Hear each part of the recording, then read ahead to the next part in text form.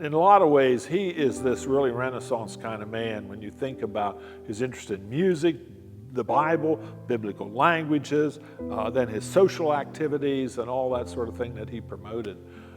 So yes, education was very important to Weinbrenner, and he wanted everyone to have the best education that they possibly could have.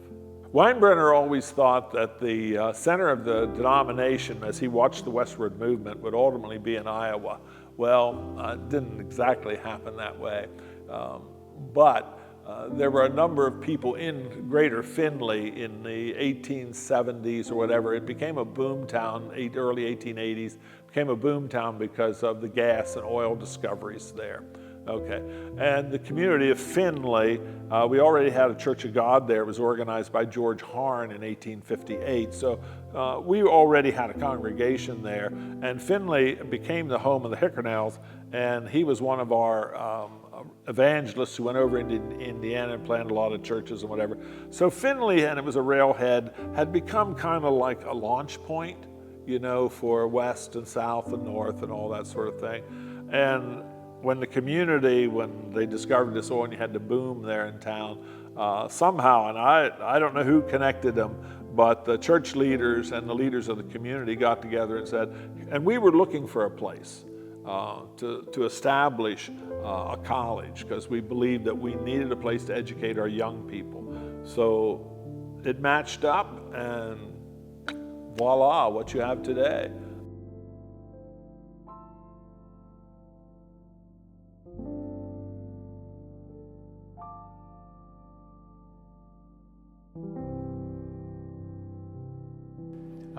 When I came to the university, then Findlay College, one of my major passions or desires was to see the church relationship become more meaningful. Not to see Findlay, the university, or Findlay College become a absolute religious entity, but so that the church would be more meaningful on campus. By that I mean, when I was a student here, we were lucky if we had 35 persons in chapel on a Thursday afternoon or at noon, and 3/4 of those people would be faculty or staff. So the students really didn't have any investment into that relationship, to the religious relationship at all. In the background of being related to the Churches of God, the university was dominated on the board of trustees by Churches of God members. Therefore, the decision-making and decisions relative to the culture on campus in the most legalistic manners were going to be dominated predominantly by the church. But at the same time, as the church was trying to be legalistic and control and influence its university, it was losing the opportunity to really have an impact on campus. At that same time, remember, there were 35 people in chapel.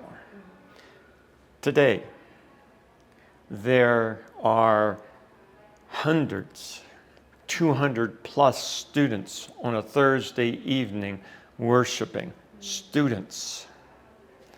There are numerous, tens upon tens of Bible studies originating from the students, being attended by students, valued by students.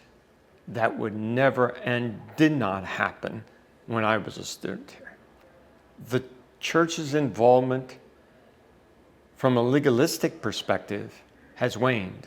It was no longer a legalistic domination process. But then the church got serious, and the university in that relationship, and said, what does it really mean to be related to the church? It's when you saw Christian ministries turn the corner, and the influence of the church really became the influence of Christianity on campus. With the collaboration of the administration, started to build what I believe is a very powerful influence on campus that far exceeds the influence that the church once had with a dominant legal top-down authority piece. What's happening here at the university now is a wonderful way of training persons to be authentic Christians in the real world, okay? To train a student at a Christian institution, which in many ways is a good place and serves some students very well. But to have a university that is influenced ethically, morally, and in character development by the Christian faith, the church, and yet provides them a living laboratory to work in and to work out their faith in the process of becoming a well-trained, educated Christian who is going to be doing all of the various vocations that we train people for. That, in my opinion, is extremely valuable. But I do know when Christianity is, the rules about Christianity are calcified or are standardized within some legalistic definition, you start to lose the benefit of Christianity.